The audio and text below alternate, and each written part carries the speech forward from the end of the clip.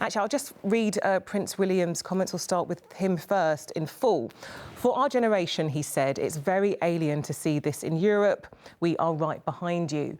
Marcus, why do you believe that would spark upset and outrage? Thank you so much for having me on.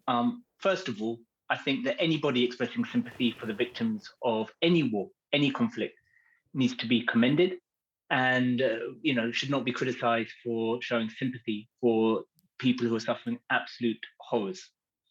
But with regards to Prince William, I think it's not just about Prince William. As you correctly pointed out, it feeds into a broader narrative, which has been going on for a couple of weeks now, with regards to whether the victims who are white and European are getting more sympathy, whether there's racial bias in how we're actually treating those victims, and whether we are showing undue sympathy to them and showing that we are not respecting the lives of and victims from African conflicts and conflicts in Asia.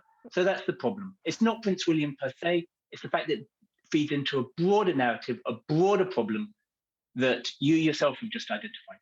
So we did actually approach Kensington Palace. They said they're not commenting on this at all.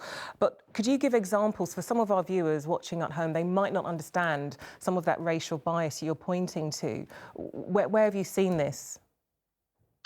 It's one only has to Google. There's some really fun trending videos by comedians who have pointed it out.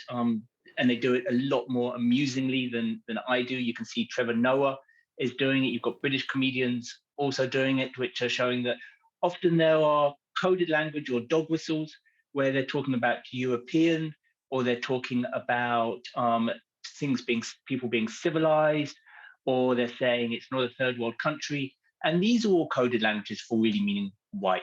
And so you have people saying, these are people like us. They have Netflix accounts and they have Instagram. Doesn't really make any sense. The largest market for Instagram is India. I think the third largest is Brazil, and I think that the fourth largest might be Indonesia. And so you don't get the same kind of language. So there's clearly something that's going on there. They say it's not a third world country. They're people like us. It's not a third world country. And yet if you look at the GDP per capita, Ukraine comes below Namibia, it comes below Jamaica, it comes below most Caribbean countries and a host of sub-Saharan African countries.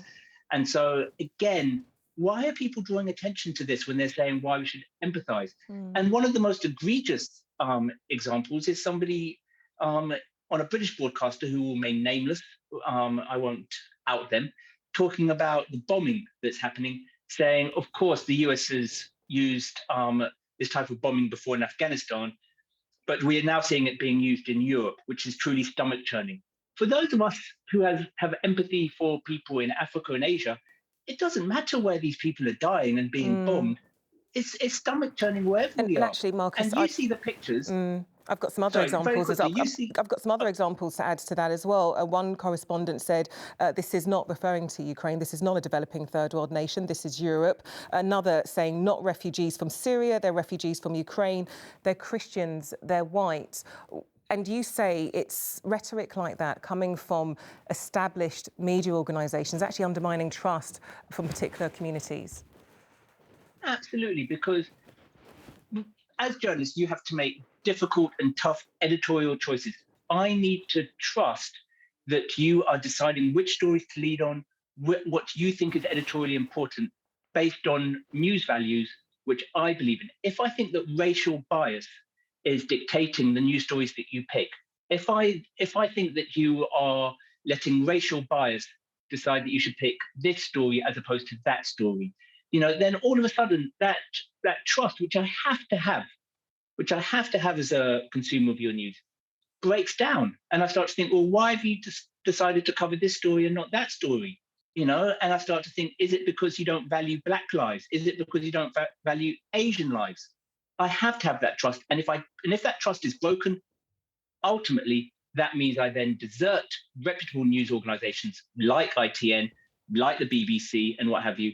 And it drives me and it drives sections of the community into less reputable news organizations. And ultimately, it actually feeds fake news, which is the biggest problem. It's bigger than Ukraine.